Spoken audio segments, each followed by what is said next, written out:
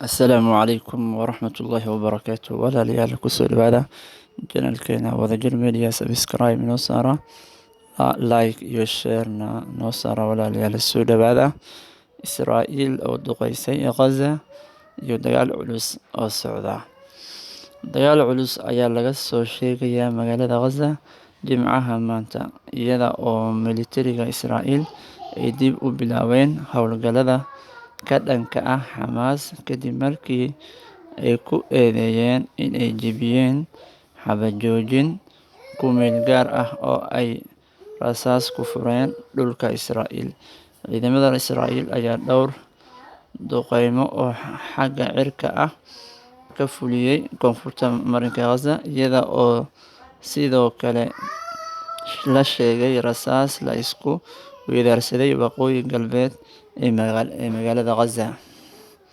Ciidamada Israa'iil waxa ay ku dhawaaqeen in ay soo afjareen xabad joojintii ay la galeen ururka Xamaas, iyaga oo ku eedeeyay in ay jebiyeen qodobadii lagu heshiiyay kadib markii la sheegay in gantaal laga soo riday Gaza oo ay Israa'iil ka hortagtay.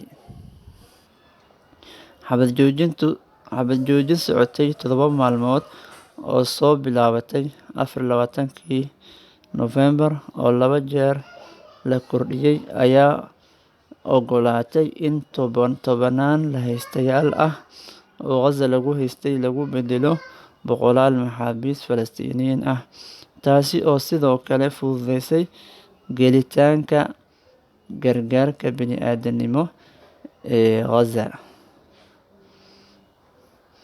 Saacad ka hor inta aysan dhicin xabad joojinta 7 subaxnimo, Israa'iil ayaa sheegtay inay qabatay gantaal laga soo riday Gaza.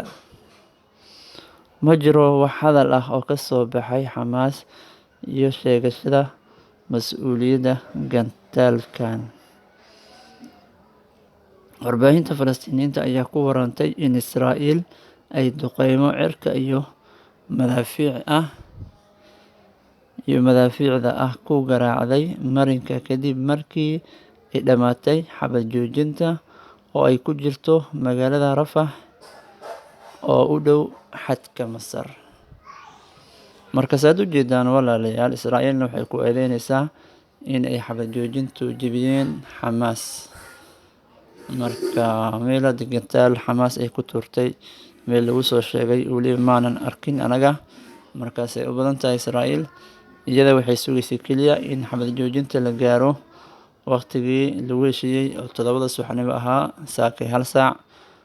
Markii la gaarayna xabadii hore ka bilowday, duqeyntii iyo dagaaladii hore ka bilowday.